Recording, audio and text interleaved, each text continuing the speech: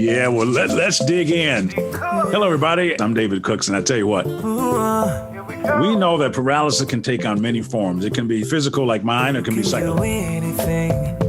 You put your mind to. And what we try to do is feature stories that go from difficult places to fulfilling purpose. What seems impossible can be done by you. He does personal branding, personal finance. He's a speaker. He has a best-selling book called Foundation for Financial Excellence. It may knock you down, but don't let it stop you. He recently made the top 10 entrepreneur list in 2022, which is an amazing recognition for him. Got so much to give, a lot of life to live. You must go from paralysis to purpose. Get your pen and paper out. Yeah, I'm taking notes. Paralysis to purpose. Hello, everyone, and welcome to another episode of Paralysis to Purpose, the podcast. I'm your host, David Cooks. And before I introduce our guest, let me thank you for sharing and liking this podcast with your network. It helps me, and I think it will make a difference in the lives of some of your friends as well. I say this all the time, and that's why this doesn't get old. I get to interview some of the most intriguing and inspiring people in the entire world. And today is no exception. One of the things that makes this guy special, he's from Wisconsin originally. And that always gives us a little extra edge, a little more to talk about from a commonality standpoint. So put your seatbelt on. I think it's going to be good today. Our guest today is Ryan Schachtner. And no, he's not related to the guy from Star Trek. But if I were him, I would say I would. What the heck? But he is the CEO of an organization called A Must Win. He's also the president and founder of a Carolina asset management company. He recently made the top 10 entrepreneur list in 2022. Top 10 entrepreneurs in the country, which is an amazing recognition for him. He does personal branding, personal finance. He's a speaker. He has a best-selling book that you may want to check out. It's called Foundation for Financial Excellence.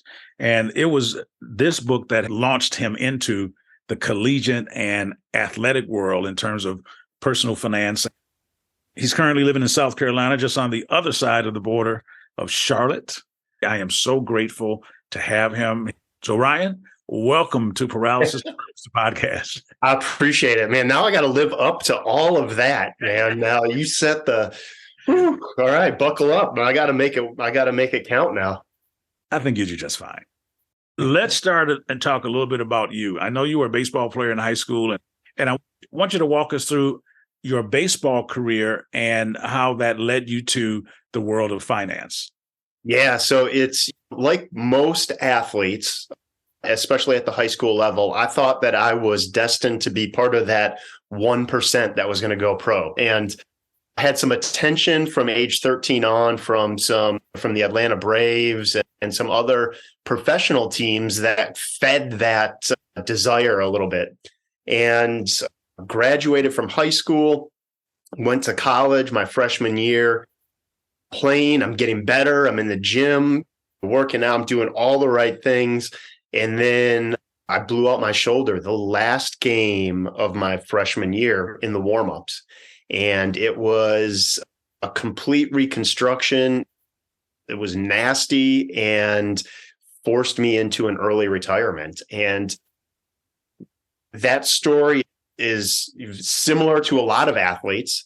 And at the same time, so is the aspect that I was so focused on making it to the next level in baseball that I did not focus academically. And all of a sudden I woke up and realized that all those dreams of being a baseball player were done.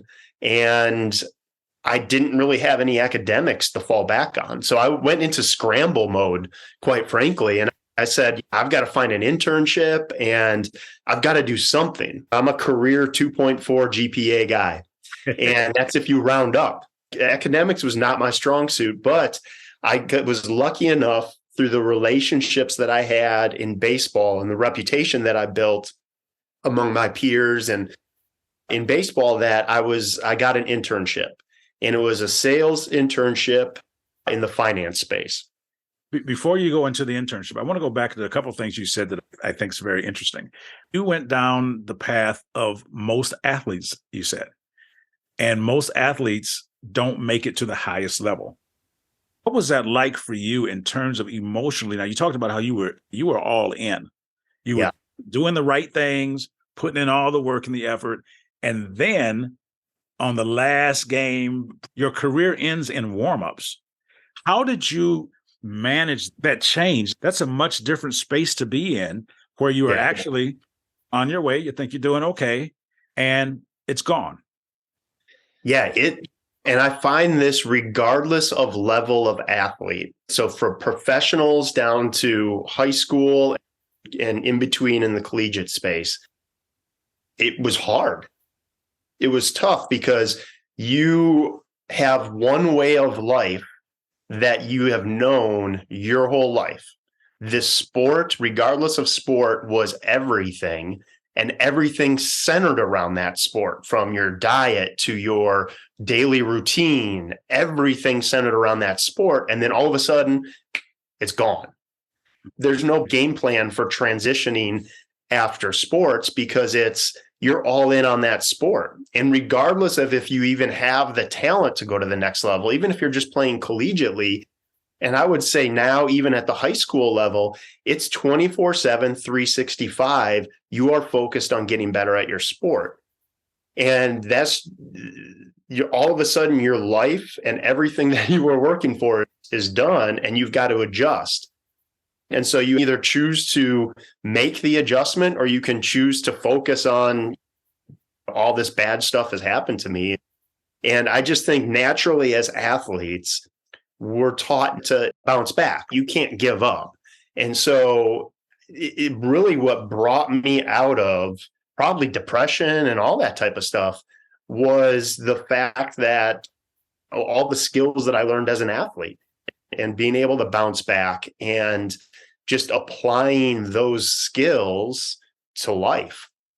We talk about three things here on the podcast. We talk about the importance of perspective, perseverance, and partnerships. And we're going to touch on those throughout the podcast. I just find it so interesting that when I talk to high school athletes and stuff now, when I get a chance to, I always tell them athletics should be your plan B. And I ask them, what is your plan A? And it becomes eerily silent because they don't see it that way. And they forget. They can look at me and they know, hey, I was 15 years old, woke up, I was a baller. And then 24 hours later, no accident or anything, I was in a wheelchair. And I try to get them to understand, to begin to investigate within themselves some things that they enjoy doing. Look at their skill sets, see what they can do beyond the game while they're trying to get there. So your story mirrors, like you said, a lot of experiences that athletes do have. So you were able to figure this thing out. You were in college, though, which is nice. High school kids is a whole nother story. You were in college and you were able to find an internship. Did you have a background in finance? Why did you go the route that you went? And the reason I'm asking that is because I don't believe that your purpose dies or changes because your circumstances do. And perhaps you were meant to do what you do now, but how did you get down that path? I said, my grades suck. I don't have enough time to pull them up.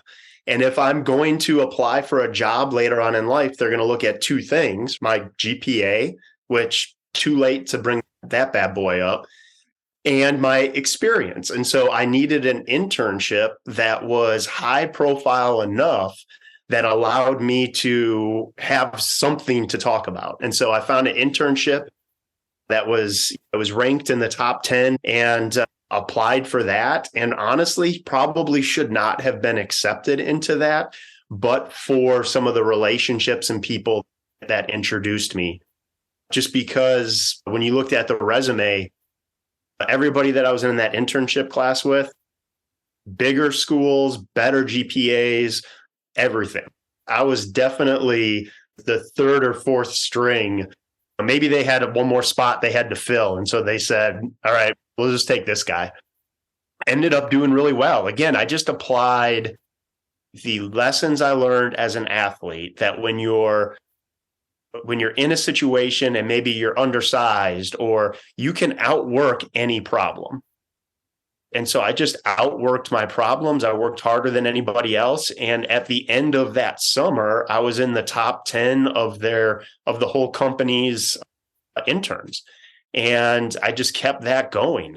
And it gave me that, in a sense, it probably saved me looking back at it right now, because it gave me that element of competition that was taken away from me.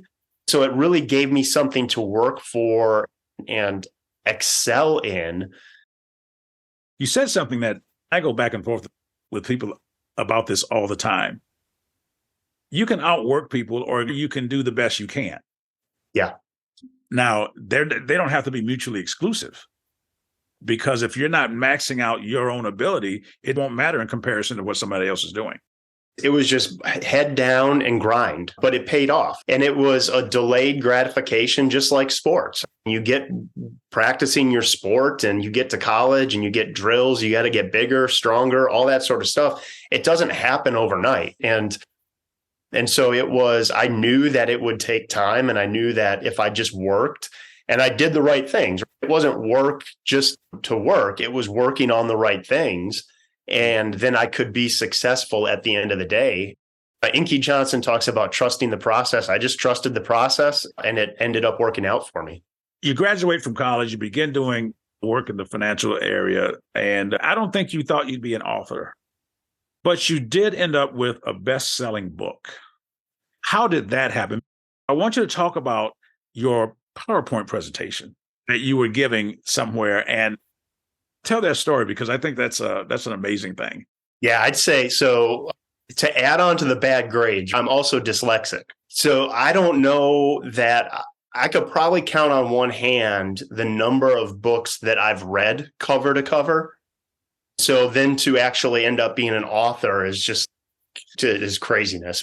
So I have my own firm down here in Charlotte, and I had a young man right before COVID that played basketball at UNC Charlotte. And he reached out, finance major, super sharp kid. There's one of these where 5 minutes into the interview, you're like, I got to find a role for this guy. And so I started asking him questions about finance, just basic questions, credit, budget, all this type of stuff. And he didn't know any answers. And so I thought for a second, oh, maybe he's nervous. So I'm just going to tell him he's got an internship. So I did, but he still couldn't answer the questions.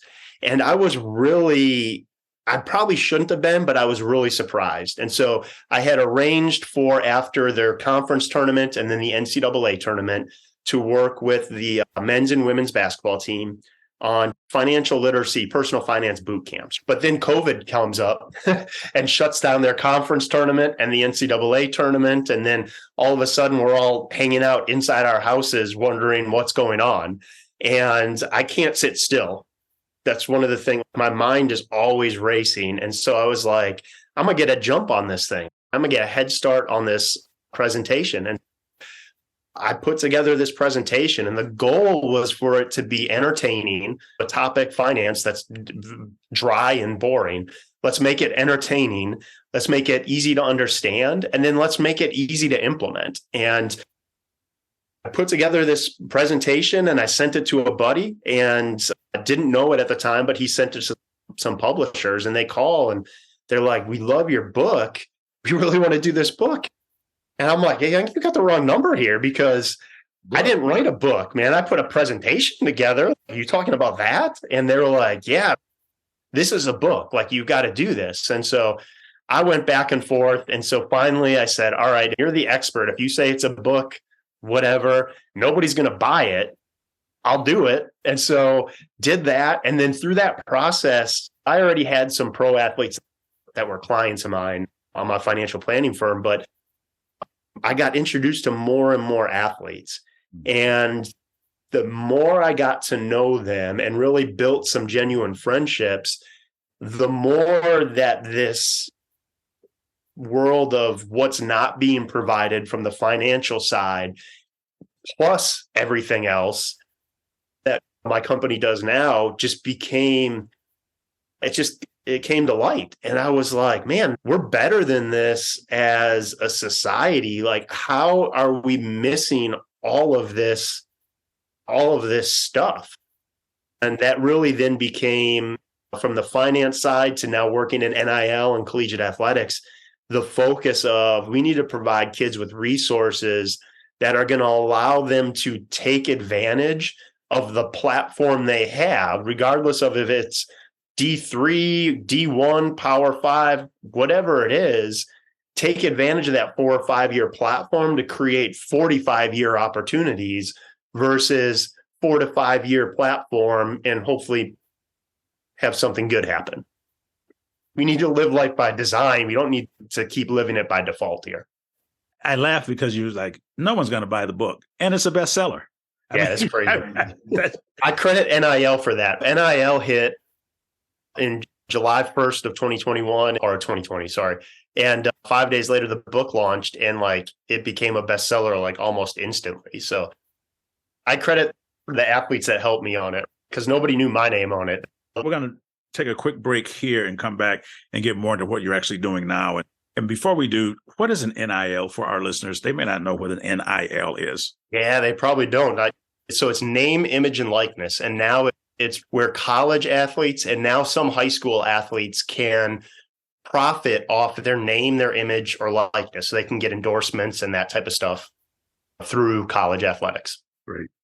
Okay. Hey, we're going to take a quick break. When we get back, we'll talk a little bit more about the NIL and some of the other stuff that you're doing. We'll be right back on Paralysis to Purpose, the podcast with our guest, Ryan Schachtner. We hope you're enjoying Paralysis to Purpose, the podcast. Be sure to follow us on Facebook, Instagram, Twitter, and TikTok at Paralysis to Purpose for more updates. Also, check out David's website at davidcookspeaks.com to learn more about his mission and purchase his book, Getting Undressed, From Paralysis to Purpose. Welcome back to Paralysis to Purpose, the podcast with my guest, Ryan Schachtner.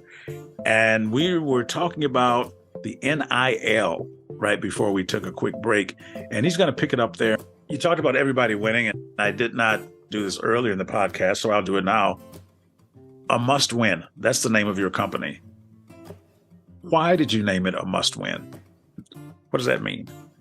Everyone has that game. Like it was Georgia, TCU. And TCU said this is a must win. And Georgia said it was a must win, right? So you get the sports kind of cliche slang in there. But at the core of it, we're talking about the lives of kids that have so much talent that's not being utilized the way that it could be utilized. And athletic talent, but really more than that, right? Talent to really achieve great things in life. And that's a game that we have to win. If we're going to prosper as a society, we have to win that game. How important is it to have a plan of writing things down and having a plan that you can come back to, and also accountability, the importance of a plan and accountability? If you look at their life as athletes, everything is planned, from the off-season workouts to the practices to, again, what they eat. It's that plan that helps them reach their goals. So why would we just take that and use that in athletics when it can work everywhere else? Now, I think the mistake people make is they don't adjust their goals. And so a lot of times, especially as the high school athletes, college athletes, and even a lot of times in pro athletics, they don't really know what they want.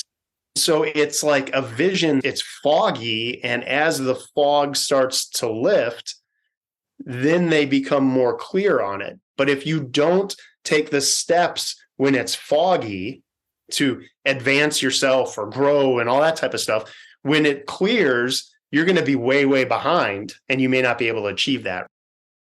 How do you get college age students, professional athletes, to think outside of the money and get to what really makes them get up every day?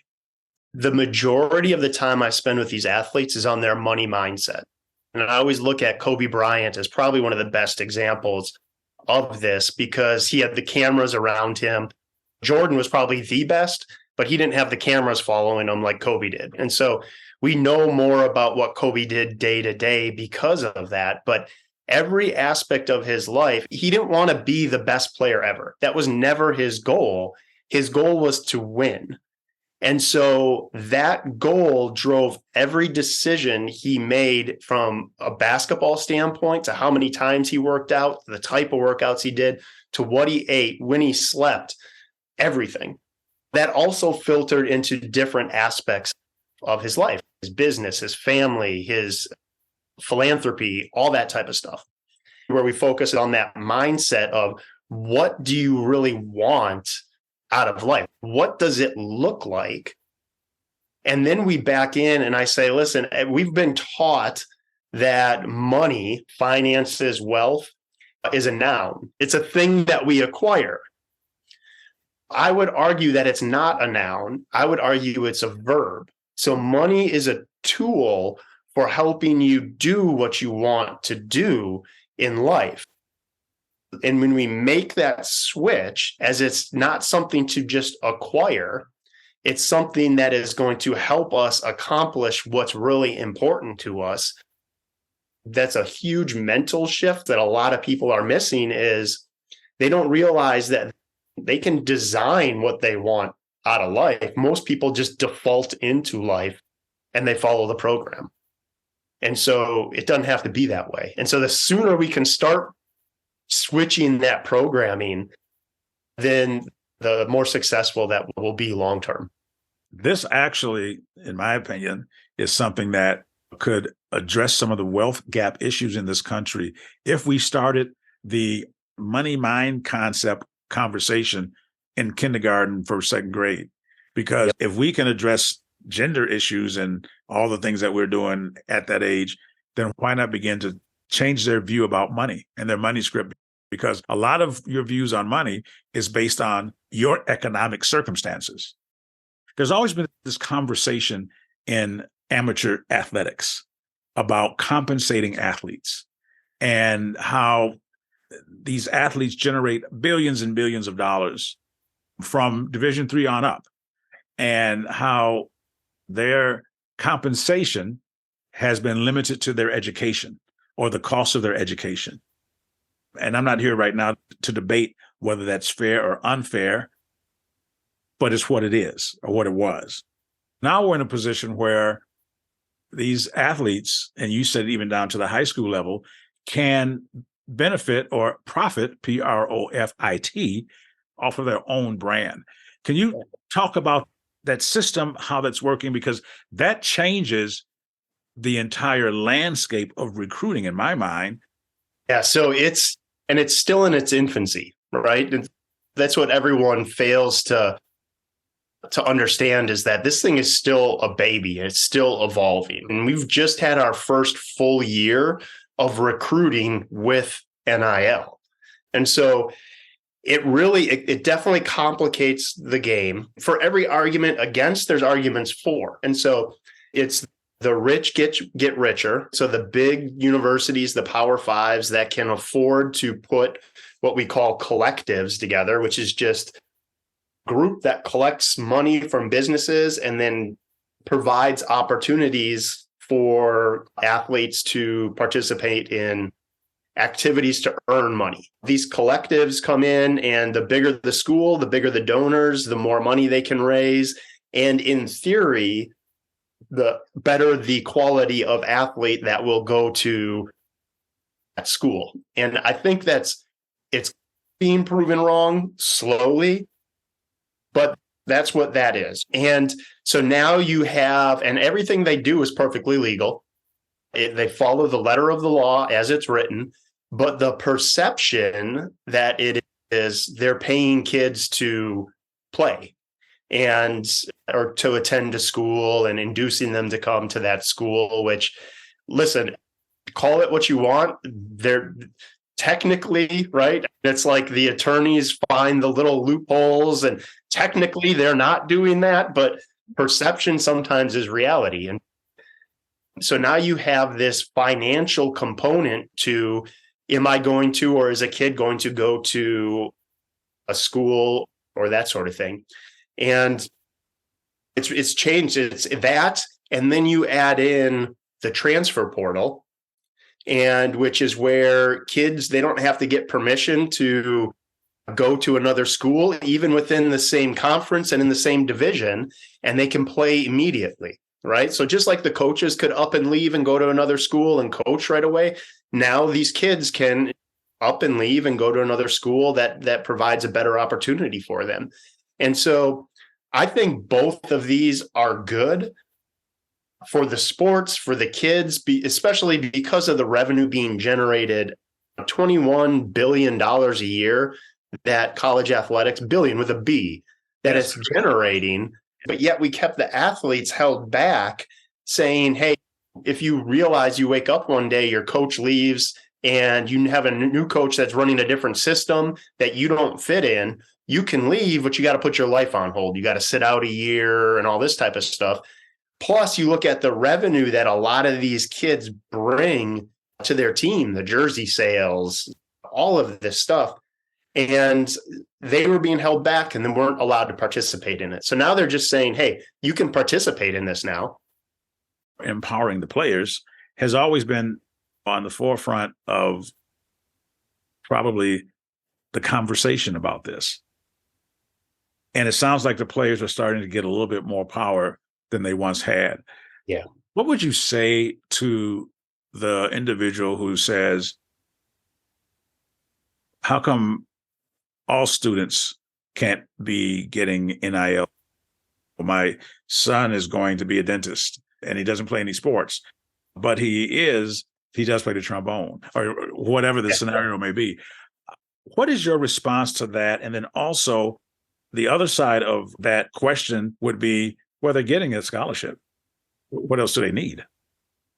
Those are great points. So the trombone kid, he can profit off that. He can create a YouTube channel. He can monetize that thing. He can get on TikTok and teach trombone, whatever, and he can profit off what he does and his time on campus.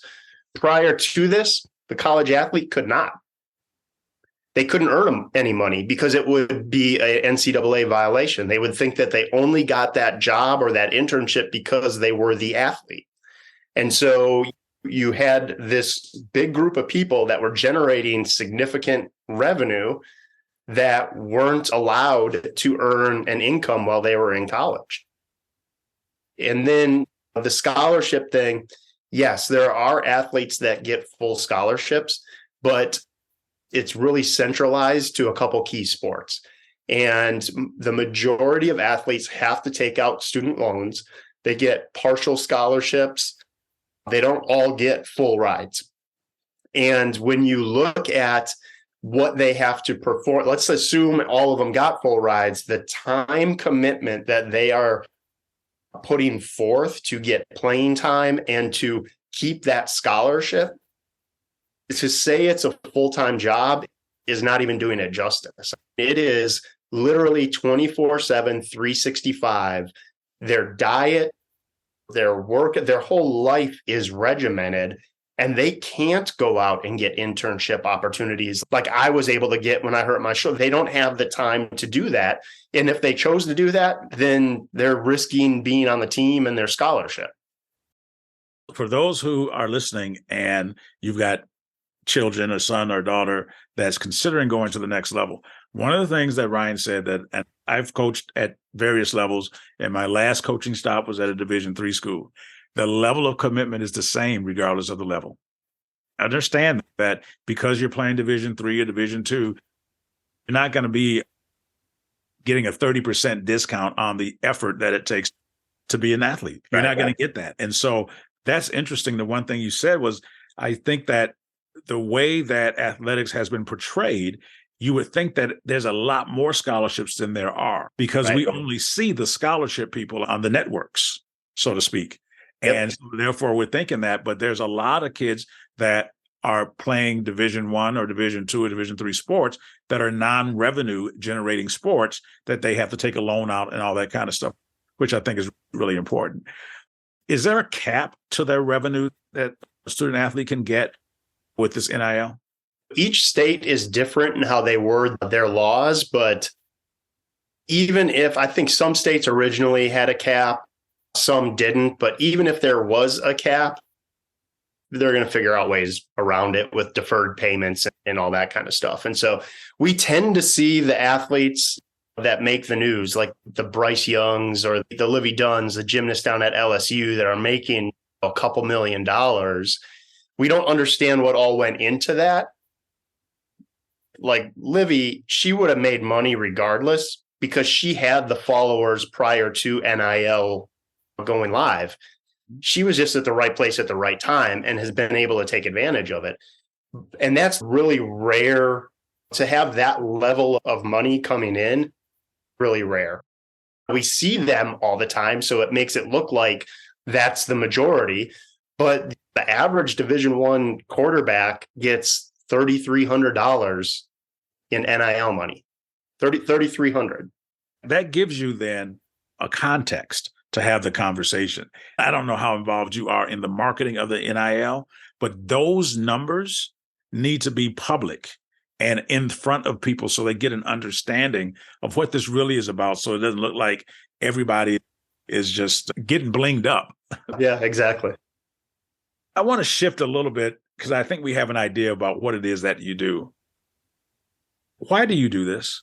Because you could be doing other stuff. COVID hits, the book is coming out, and I originally didn't want to do the book. And I did a lot of praying on what, should I do it? Should I not do it? A lot of things lined up, like getting some of these athletes that I really should have no business talking to, wanting to contribute to it. So I took that as a sign. We got in the brand building piece of it because when I was talking to all these athletes, I noticed one thing that they had in common. A couple things they had in common. Outside of athletics, they all had business success without going to business school and that sort of stuff. So, for example, Roy Williams from Oklahoma and Dallas Cowboys, he took a company from 20 employees to 2,000 employees, and they're still growing.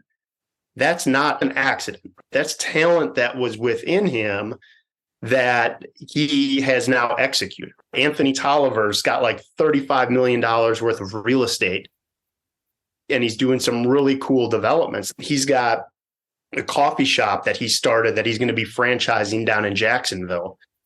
Marcus Ogden, who had a $20 million construction company, and he admittedly messed some things up, had to file for bankruptcy, and has now rebuilt himself into a speaker and coach. I just looked at these guys, and it goes on, and they had so much life success after athletics. And I just asked the question, I was like, what happens to the guys that didn't make it to the league or didn't even get a shot? So let's easy math, 100 football players on a team, 30 scout team. They're going to school. They're happy to do it and get run over in practice. Cool. Love it. 70 think they're going to get playing time or have a legit shot at playing time and or think they're going to go to the next level. 1 or 2 will get a shot at the next level, and most won't make it more than 3 years that get to the next level. But now we have 68 guys that put all this time and effort into athletics, and they had all this opportunity being in school, being able to build relationships that could really launch them into opportunities that they had no business having because of their time in athletics, and they were letting it slip through their fingers. And there wasn't any good programming at the schools to really solve these issues. And so I built out a profile, that an assessment basically that can identify strengths, weaknesses, unique character traits, communication, how you receive communication, career matching and happiness and all this stuff. And I said, how do we get these athletes to do what they need to do by doing what they want to do? In this NIL world, that means building a brand. And so how can I get them to make connections with alumni, to build relationships, to network and use their 4 to 5 year platform to create 45-year opportunities while they're building a brand and getting NIL deals. And so that they're communicating it to where it's in alignment with who they are. How do you build up this brand, which is really just it's a new age word for reputation? And then how do you communicate it the way it's communicated now? And that's on social media, so that you can have these opportunities. And so we built out this brand building program, and it started working really well. And they were getting deals and they were building relationships. And it was the non-revenue athletes that were getting deals. It was the golfers. It was the dance team. It was the long snapper on the football team. It was all of these kids that were now getting deals, which is great. It got them money.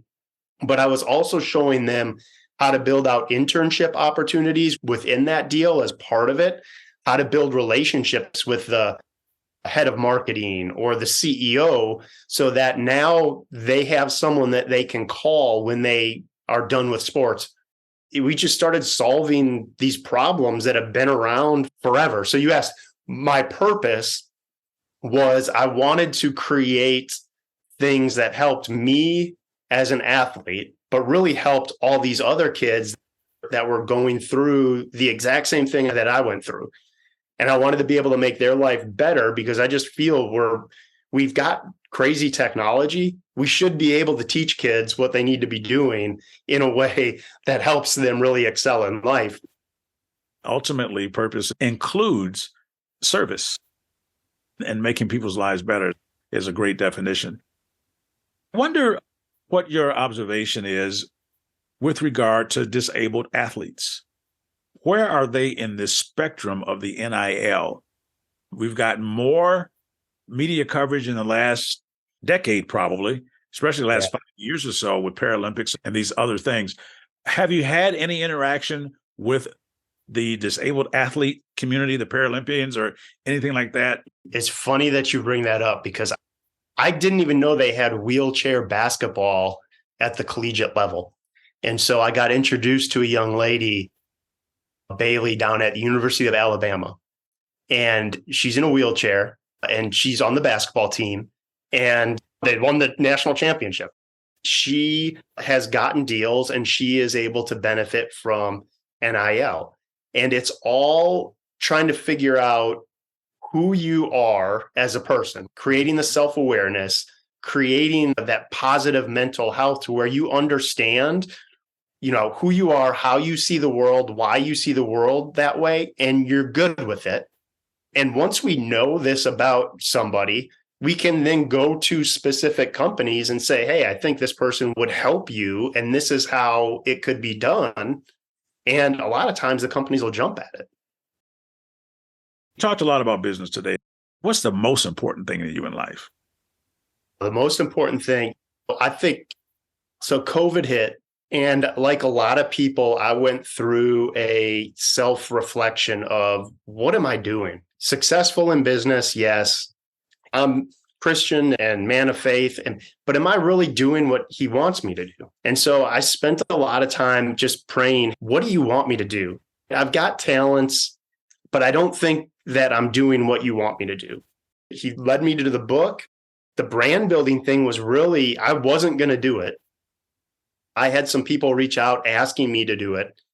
And the answer initially was no.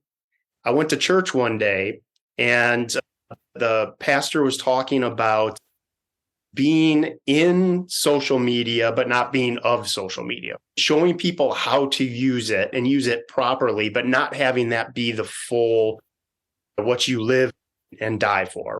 So I was like, there ain't much more of a sign than that. I never talked about it before, hadn't talked about it since.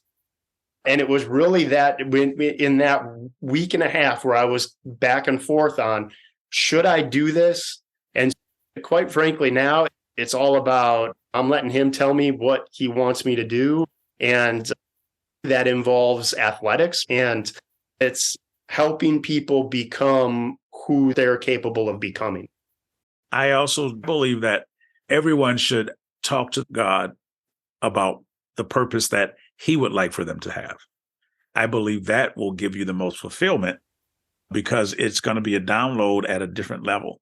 And so for you to go through that process is great. When the dust settles, what is it that you would like to be remembered for? I left it all on the field. I gave it a chance.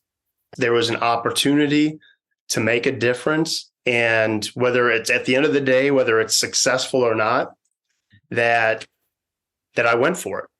I put it all in. I put it all on the field, and I was all in. You're a husband, you're a father, you've got 2 kids. Where is that on your ladder of importance? And how do you express that in the arena that you operate in? I probably fail at this a lot, the expression of it. So I would say prior to starting this, it was all business for me. I thought about it 24/7. Now I've got an office in the house. I work out of the house, so I see my kids in the morning. Most of the time I'm picking them up from school, hanging out with them, spending time with them. Same thing with my wife, as much time as I can spend with them. They're 11 and 9. So I know I'm not going to get that time back. One, I want them to see me working so that they know what that looks like. But 2, I want to spend time with them on activities that they enjoy so that they remember me being a part of their life. So it's high. That's really why I'm doing this, so I can spend even more time with them. I think sometimes in the midst of conversations about business and stuff, most people think that you don't have the platform to really articulate that and say, look, at the end of the day, this is about my family, because family is the most important thing that I have and am a part of. Kudos to you for making that a priority. We've only got a couple of minutes left. We always talk about the journey from paralysis to purpose.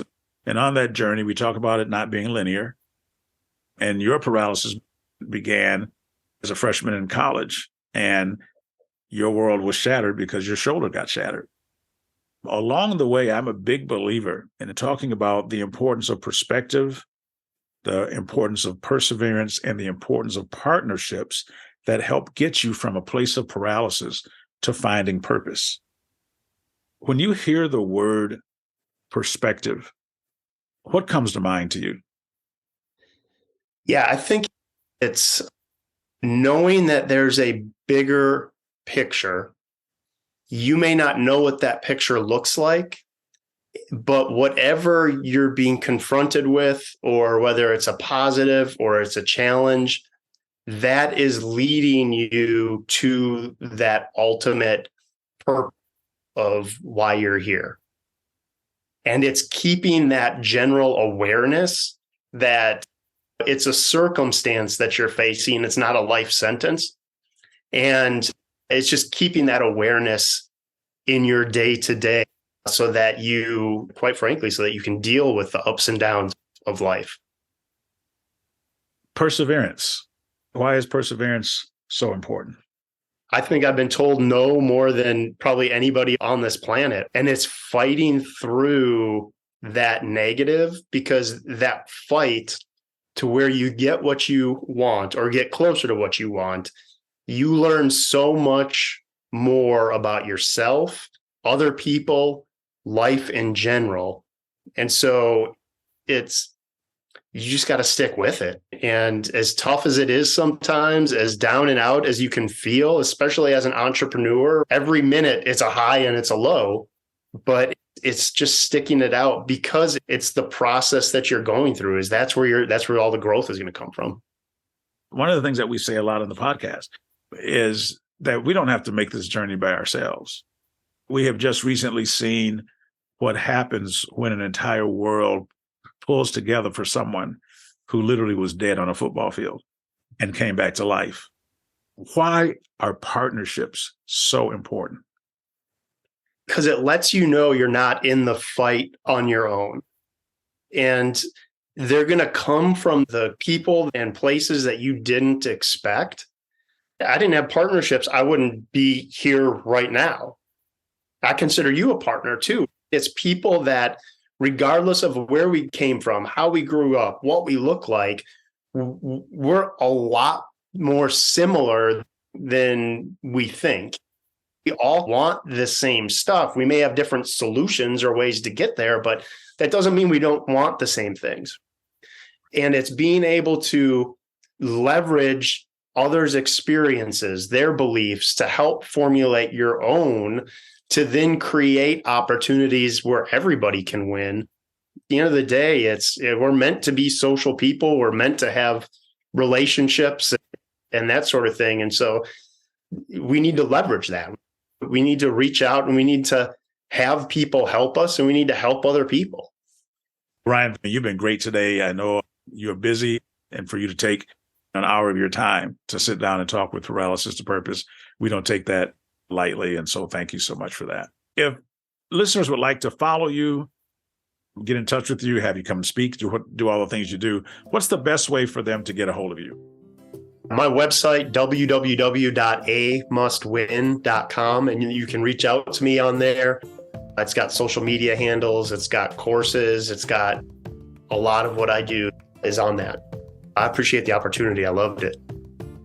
Until next time, this is David Cooks, host of Paralysis to Purpose, the podcast, reminding you that your ability to endure is always greater than your willingness to endure. You can do anything you put your mind to. Thanks for tuning in to Paralysis to Purpose. Don't forget to follow us on social media at Paralysis to Purpose on Facebook, Instagram, Twitter, and TikTok. To purchase his book, visit davidcookspeaks.com. Be sure to tune in next time for more inspiring conversations with David Cooks. COVID was great. We came out of the pandemic. We made quite a few pivots because of it, but all in all, it was a giant blessing in disguise. Next time on Paralysis to Purpose. They co-founded a company called Smackin' Snacks. It's a bunch of sunflower seeds. Who decides to do sunflower seeds? These two guys did. It also created a constraint on us that made us better in the end of the day. We couldn't go the retail route anymore, so we had to figure out how are we going to sell this inventory. So we had to shift our focus to direct to consumer, which at the end of the day ended up being a much better thing for our brand long term. Just being able to build a much bigger social presence that we wouldn't have necessarily focused on. Paralysis to Purpose.